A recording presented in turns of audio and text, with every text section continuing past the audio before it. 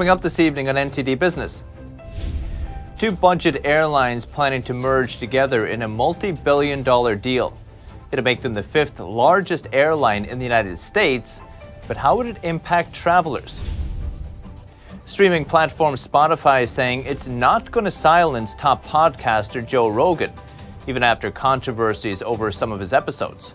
While another big platform makes a big offer to Rogan to move over. And sponsors of the Beijing Winter Games facing pushback from the country's human rights records. We take a look at the dilemma big companies face working in the Chinese market. That and much more coming up on NTD Business. Great to have you with us. Paul Graney here, live from New York City. Spotify says it has no plans to silence or remove top-rated podcaster Joe Rogan from its platform, even after a video compilation surfaced showing him saying the N-word several times. Rogan apologized for using the N-word, said he wouldn't do it again. In fact, he said he never meant it in a racist way and insisted he's not racist. Rogan also took down some potentially controversial past episodes from the Spotify platform. Spotify's CEO called some of Rogan's comments, quote, incredibly hurtful, but he insisted that silencing Rogan is not the answer. Rogan has insisted he's not intentionally courting controversy with this content, only that he's trying to have conversations on his podcast with people who have differing opinions.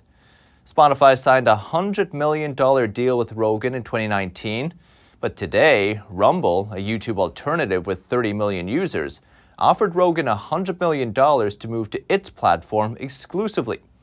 Rogan hasn't given any indication he wants to leave Spotify. And Google's parent company Alphabet is facing a lawsuit in Europe. It's being sued by price comparison firm PriceRunner for around $2.4 billion. It says Google manipulates search results to favor its own shopping service. PriceRunner wants compensation for profits it claims Google has cost it. Google spokesperson, though, said the company would fight the lawsuit in court. It claims changes it made to its shopping ads 5 years ago have worked successfully. It also said PriceRunner chose not to use shopping ads in Google, so it may not have seen the same success as others. PriceRunner, though, says it is prepared to fight for years with financing in place and additional plans in case it doesn't win. And Senator Ted Cruz is buying the crypto dip. A financial disclosure filing on Friday shows he's bought between $15,000 to $50,000 worth of Bitcoin. That happened on January 25th, back when Bitcoin was trading around $37,000, right after hitting its 6-month low of $35,000. Cruz's state of Texas is starting to become a hot destination for crypto miners. Cruz himself has spoken about the crypto industry, how it could support the state's energy system. That's because crypto mining can be turned on or off easily, so during a power shortage, for example, Bitcoin miners could be turned off to divert the power to where it's most needed. Bitcoin's now trading at around $44,000. Nice premium for the senator. The Boston Fed and MIT have released a long-awaited tech research and open-source code. Could be used as the groundwork for a potential central bank digital currency or central bank cryptocurrency. NTD's Phil Zoe takes a look at the pros and the cons. The Federal Reserve Bank of Boston and MIT have released an open-source code that could be used for a future central bank digital currency, or basically crypto made by the government. Going to digital currency or cryptocurrencies for the Fed makes a lot of sense. There's a lot of things going on in the world of crypto, and this is really not helping. Bob Bilbrook is leading his company Capture into the new phase of the internet with blockchain and crypto investments. We had the paper check system, and then they went to ACH. And I think FedNow is moving towards just a digital liability system, which will speed processes. He says it'll make things easier for both the government and citizens, especially when it comes to stimulus. Adding stimulus to the economy quicker. Instead of having to mail checks out to people when we do stimulus, they can actually, through the Treasury, they can actually literally do that digitally now, which would be a much more efficient system. But world economist and finance professor John Edmonds of Babson College disagrees. An increase in the amount of purchasing power circulating in the economy which is difficult to measure and difficult to control. And if you're running U.S. economic policy, you really don't want that right now. In one word, inflation. That could be a problem. You really want to be able to control the means of payment and make sure that there's not too much of it floating around. That's hard enough to do already because they have to worry about the velocity of circulation of the existing paper money. He says there could be trouble if the U.S. government adds another form of currency, such as digital currency. But he adds the U.S. is in a tough spot because countries like China and El Salvador are already testing out this currency, and the U.S. wants a piece of the action in case this technology does take off. Phil Zhou, NTD News, New York. Wall Street ended lower today. The Dow was a little unchanged. The S&P 500 lost 17 points, about 0.4%. The Nasdaq today dropped 82 points, almost about 0.6% today. Two low-fare airlines are planning to become one. Spirit and Frontier Airlines announcing a merger Monday worth $6.6 billion. The new airline would leapfrog JetBlue and Alaska Air to become the fifth largest domestic airline. It's not yet known which name the new airline will take or if it'll fly under a new one. Spirit Airlines CEO Ted Christie says customers can expect the low fares to continue. He'd be glad to hear. One industry expert says consumers will be the winner here. Well, I think the winner will be travelers because we will have a larger, stronger, deep discount airline that will be better able to compete against the larger carriers. And this is an airline that has also shown it's willing to serve smaller cities, not just medium and large size cities. Both Spirit and Frontier suffered losses in 2020 and 2021, think lockdowns. But they also showed revenue in the last quarter that was just 2% off from pre-pandemic levels. They're recovering much faster than legacy airlines because low-cost carriers rely less on business travelers. Ford is suspending or slowing production at several North American factories today. It told us the global semiconductor shortage continues to affect its North American plants. And they're not alone. Other car makers and industries are still feeling the pain too. Ford says it's working on ways to maximize production, warning the chip shortage would mean fewer vehicles completed in the first quarter. It also expects things to get better in the second half of the year. Could this be another Dieselgate? South Korea has fined Mercedes-Benz over false advertising, saying the car maker tampered with pollution mitigation devices in the vehicles by installing illegal software. That made the vehicles perform differently during normal driving and official emissions testing. It says a total of 15 models had such software involved. Now the government regulator is fining Mercedes $17 million over the incident. There were no immediate comment from the car maker. Last year, South Korea, though, also fined or ordered corrective actions from Nissan, Porsche, Stellantis, and Volkswagen.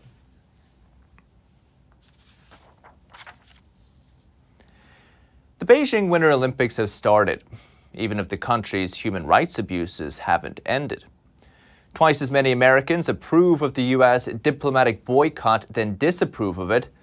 Now, some big companies are facing the moral dilemma of sponsoring the games in a country where the regime is accused of genocide. NTD's Colin Fredrickson has the details. Nearly half of Americans approve of President Biden's diplomatic boycott of the Beijing Olympics. That's according to a recent Pew study. The boycott aims to highlight the Chinese regime's human rights violations in Xinjiang. Now Olympic sponsors are facing some pushback. 5 of the top sponsors are American-owned, including Coca-Cola, Airbnb, Intel, Procter & Gamble, and Visa. Several of them say they support diversity and inclusivity. At the Coca-Cola Company, diversity, equity, and inclusion is in our DNA. It is at the heart of our values and the bedrock of our company's culture. But now some question whether the companies are serious about their social responsibility. How can you have corporate responsibility and diversity and equal rights, but then you're going to support a genocide? That makes no sense to me. Assistant Professor of Business Law Nicholas Creel says last April, Coca-Cola issued a statement against some voting legislation in the United States. Now we go and see that they're very happily advertising the Olympics here in communist China. And it shows pretty clearly that if they're willing to do that, all for the idea of making more money, because it's going to be quite a lucrative advertising opportunity. So why would companies risk losing their reputation and hurting their brand image? They are really all that worried about ethics, and they're more just worried about profit when it comes down to it. But sponsors are facing some real problems. Sponsorships are locked in for many years, and sponsors can't choose which games they're going to join. Professor of Sport Management Rick Burton says it's always difficult for Olympic sponsors because they know there are going to be people protesting something in each host country. If Coca-Cola came out in the United States and said that they were against gun violence, there would be a lot of people who buy guns and believe in the right to carry guns who might believe that Coca-Cola was attacking them and suddenly would not buy Coca-Cola. Creel says with corporate social responsibility, human rights abuses can't be ignored. And if that's something that we can ignore, then it looks like we could ignore literally anything else. China economic analyst Antonio Graceffo says he hopes the public will vote with their dollars. We could all just agree not to shop at the companies that are, supporting genocide or supporting forced labor, or we could, have letter writing campaigns and things. But I really wish the public would take a stance on this. According to the International Olympic Committee's charter, the Olympics promote a peaceful society concerned with the preservation of human dignity. One thing to watch out for future games is whether the IOC changes how it chooses host countries. Beijing. Colin Fredrickson, NTD News. The U.S. government has charged a Chinese company for stealing American technologies. The Chinese company is called Hytera. The Justice Department says it stole technology about walkie-talkies from Motorola. The indictment says Hytera paid workers more than what they could receive at Motorola in exchange for stealing the trade secrets. Former Motorola employees all signed confidentiality agreements at the time they were hired. The company says the charges show the deliberate character of the Chinese company's conduct. Says it'll seek to collect hundreds of millions of dollars in damages. With that, we'll take a quick break, but still to come this evening. Researchers announcing a new material that's as strong as steel, but as light as plastic. What could it be used for? And the United States taking steps to clean up junk in space. Why is it a problem, and what is the U.S. going to do about it? That and more coming up on NTD Business.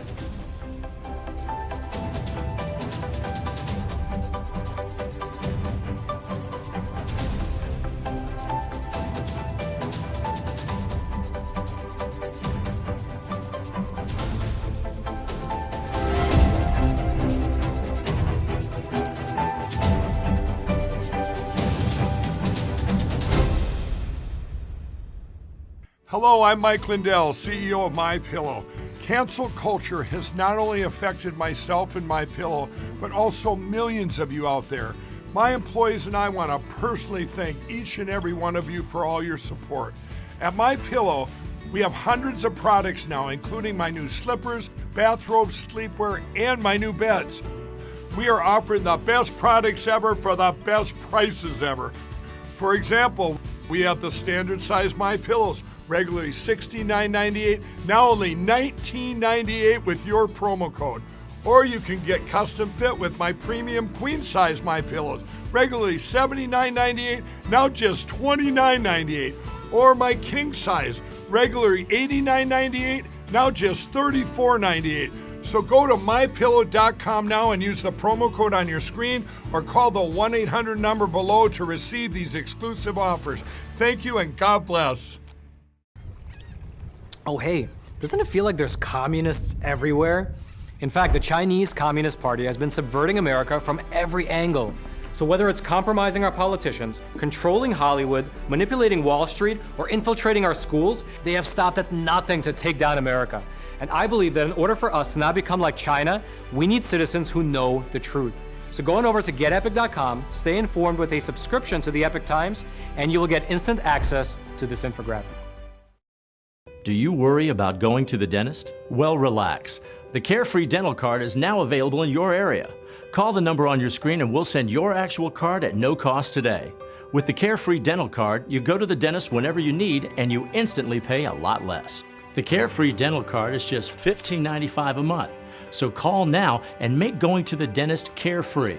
Call 1-800-491-9193 to receive your Carefree Dental Kit.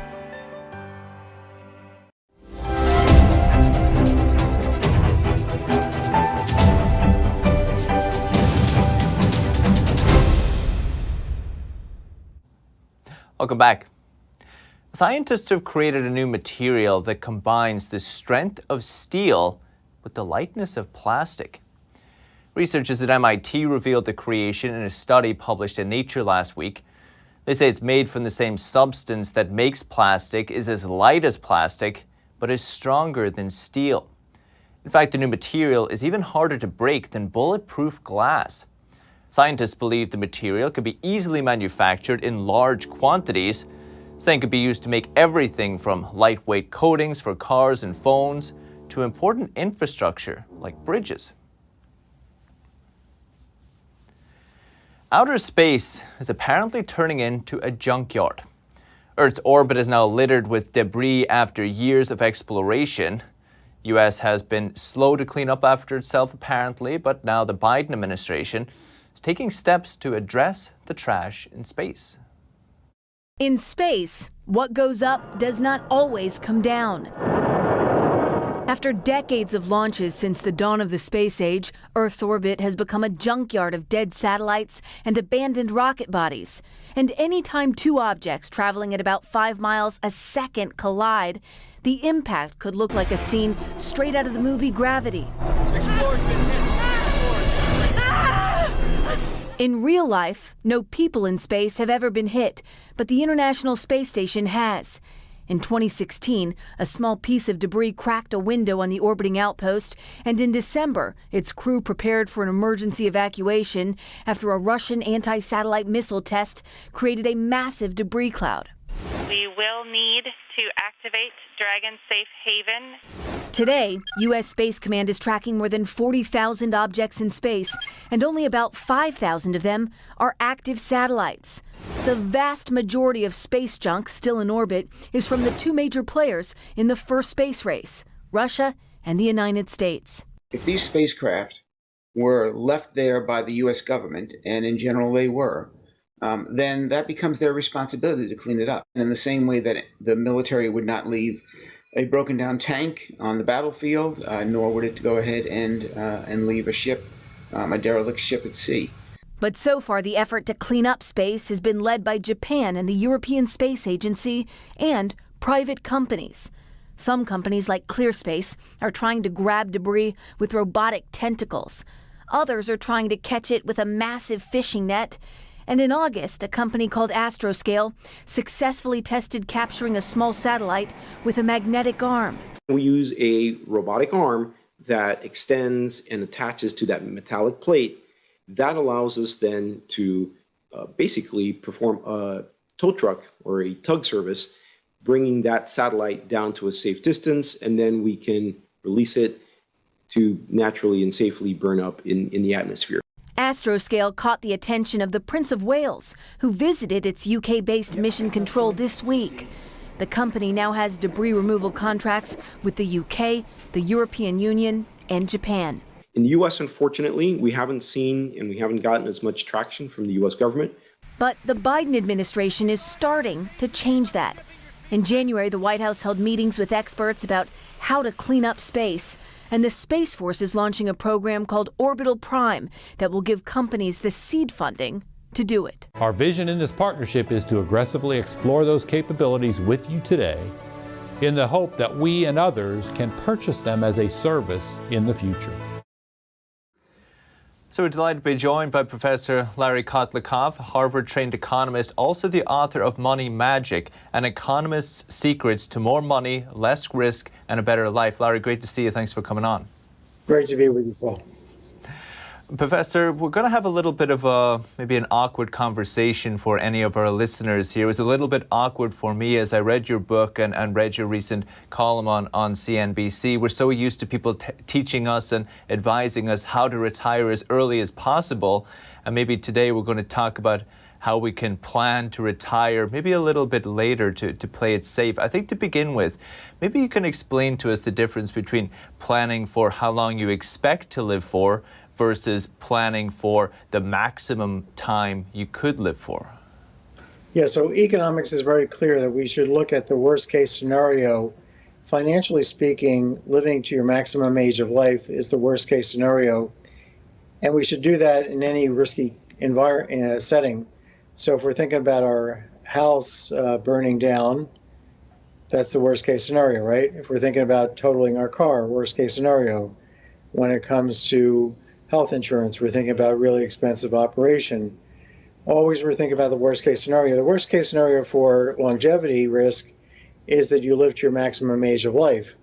So economics says don't plan to live to die on time at your life expectancy. Plan to live at the most expensive, to die at your most expensive point after you've paid for yourself right up through age 100.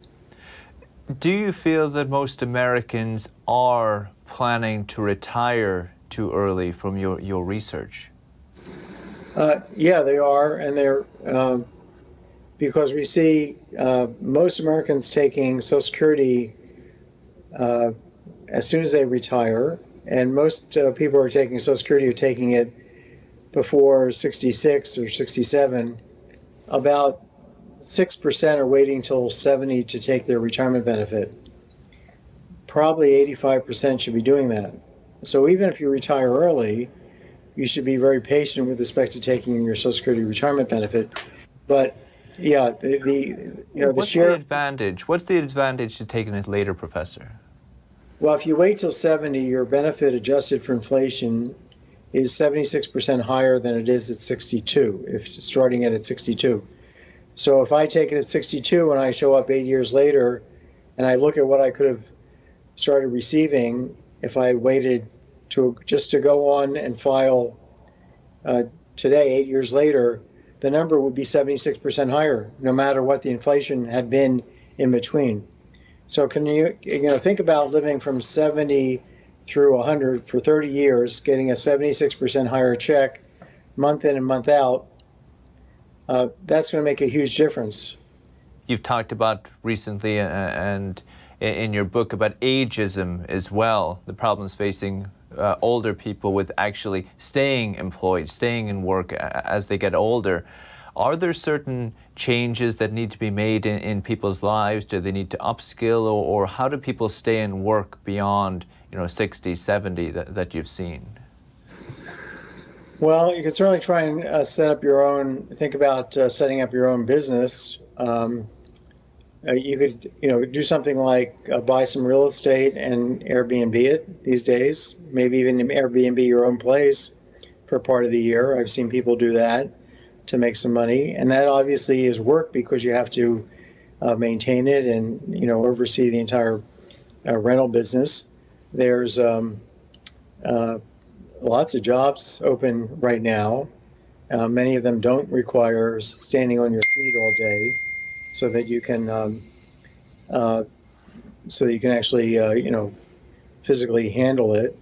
I think it's really a seller's market in the job market right now, so people should be pushing very hard to find a job that they can do for a long time and be very happy and satisfied with it. I know the workforce would really appreciate them at the moment. Professor, really appreciate it. Professor Lawrence Kotlikoff, really appreciate it. Thank you so much. It's been a great pleasure. The type of candy you get for your Valentine might depend on what state you're in. CandyStore.com released a list of the top-selling Valentine's Day candies for each state. People in 12 states prefer candy hearts, including California, Florida, and Virginia. 16 states, including New York, Tennessee, and Colorado, favor heart-shaped boxes of chocolates, lots of them here in New York City. 9 states preferred M&Ms, including Iowa, New Jersey, and Maryland. Valentine's Day candy sales dropped more than 20% last year during the pandemic. But this year, National Retail Federation expects near record-breaking candy sales. If you want to see the most popular candy is in your state, head over to CandyStore.com. An Egyptian designer has combined fashion and technology to help tourists find the country's main attractions. NTD Andrew Thomas has more. Ala Ahmed El-Shashtawi has created an innovative way for tourists to blend ancient Egyptian fashion with information technology. The designer made a dress embroidered with a QR code. Once scanned, it offers information on the country's top tourist attractions. This is the code I used in the design. I sewed it onto the sleeve so it doesn't take up too much of the dress and blends into the design. It has all the data that I uploaded onto the app, which you can find on the phone. It's available in 3 different languages. Wearers can use their mobile phones to scan the code, which takes them to an app with the names, addresses, operating times, and prices of Egypt's main sites. To design something that blends pharaonic culture with modern tastes that can be worn today was really difficult. Printing the QR code on the dress was also difficult because I did this during the pandemic and most places were closed at the time. El-Shashtawi originally created the dress for her university graduation project, and she's hoping for the funding that will allow her to bring her brand, Pharos, to life, and create several other designs for dresses she has sketched out. My dream is that this idea will catch on and that I'll have the ability to design several dresses because I've done only one.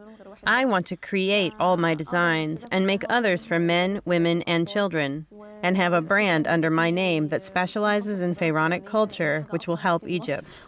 El-Shashtawi also plans on expanding her fashion line to include options for men and children. Andrew Thomas, NTD News. So there's business updates for today, but you can still catch NTD Evening News. That's with Stephanie Cox at 6:30 p.m. Eastern. For NTD Business, it's all for today. Thank you for watching. We'll see you tomorrow.